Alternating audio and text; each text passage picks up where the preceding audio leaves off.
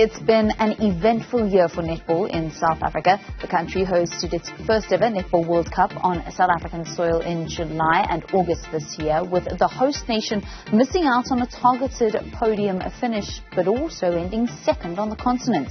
Netball South Africa's president, Cecilia Molokwane, was also re-elected Africa Netball President and World Netball Africa Director.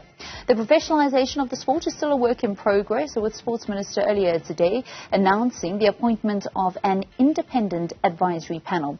To talk all things netball, we have the president of the association, Cecilia Molokwane, joining us now from Gaborone in Botswana. A very good afternoon and welcome to Newzroom Afrika.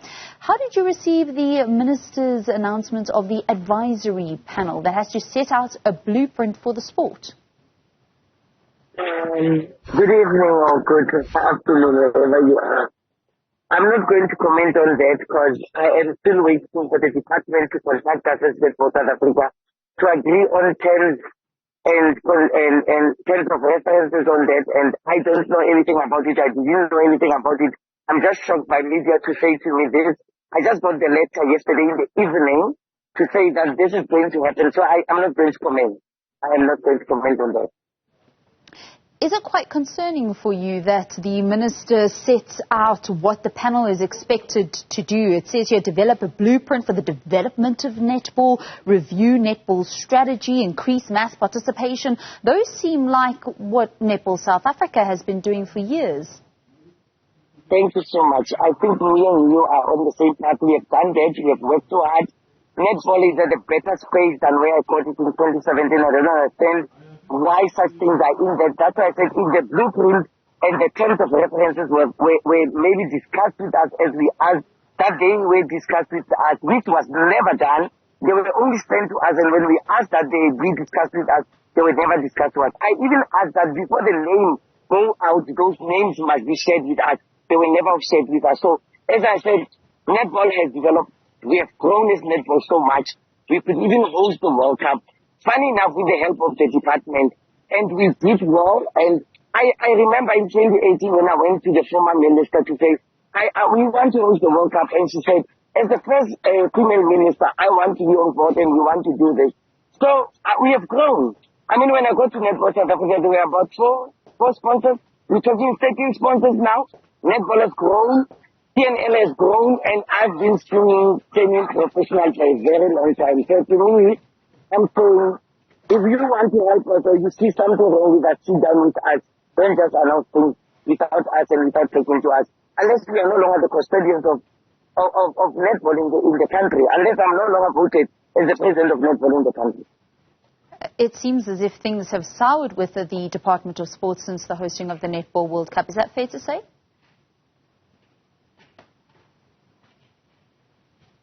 Nothing has been soured. It's just that this part of this blueprint, we never agreed on terms and conditions. And if you don't agree on something, we need to sit down and agree on it. And I'm not saying anything is late. We still can sit down with the department and talk about it. At the closing ceremony of the Netball World Cup, the President, Cyril Ramaphosa, said that a netball arena will be built to ensure the further development of the sport. Such was his excitement to see the kind of reception that netball received in the country during the Netball World Cup. Have there been any discussions around this netball arena? There have been. I mean, I remember on the 9th of August, the President announced at the Women's Day celebration that was held in Pretoria at the Union Building to say Gauteng has raised their hand to say they want the arena to be in Gauteng. As Netball South Africa, we took the initiative as the custodians of netball in the country. We went further. We went and met the Premier of Gauteng and we said to him, first things first, before we talk the building of the arena, where is the land? Where the area is going to be, where in Gauteng do you think the arena is going to be? Then we said, after we have been promised or signed on the land, we can now go and do a feasibility study. We left with some of the people. We went to Australia and New Zealand to see the arenas around. We're still going to Australia with some of the people to see the arenas around because we want this arena to be built and we want the land to belong to netball, as we said to the Premier of Gauteng, and we agreed on that. And for your information, we have been informing the Department of Sports and Culture on what is happening because we were never numb on that or kept quiet on that. So we are on board. We are doing this, and we wanted to do this together. But if there is two parallel lines, these lines need to meet somewhere. Because at the end of the day, this is about netball, not about individuals. As part of the expectations for the panel that was announced by the Minister of Sport today, one of the parallel lines that you were talking about, it says address the challenges within the netball ecosystem. What are those challenges? Which challenges do we have? I want somebody to mention the challenges so as I can answer on that. I don't know which challenges they are talking about. Unless somebody tell me what kind of challenges. If they were talking about the challenges of the ecosystem, there's no challenge in our ecosystem. We've got club level, we've got district level, we've got provincial level, we've got national level, we've got international level, we've got continental level, we've got continental level. I don't know what challenges are they talking about on our ecosystem. I really don't understand. Even our partners, all our partners are very happy with the ecosystem that we have. The one part that we are running short of, as we've been mentioning for a very long time, is the professionalization of the league.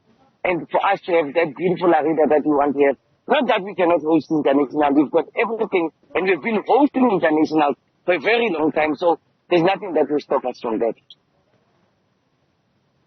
Cecilia, one of the other objectives for this panel is to deal with matters pertaining to governance and finance.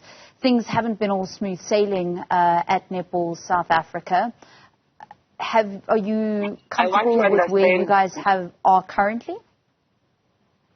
I want to understand which governance, because we are one of the best federations when it comes to governance. When SASCOC had to do SA Sport, which was SASCOC, but they had to do governance, they took the template from Netball South Africa.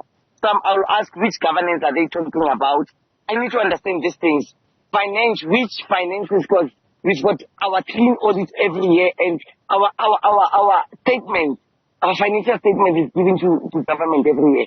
So which finance problems is this referring to? I need to understand.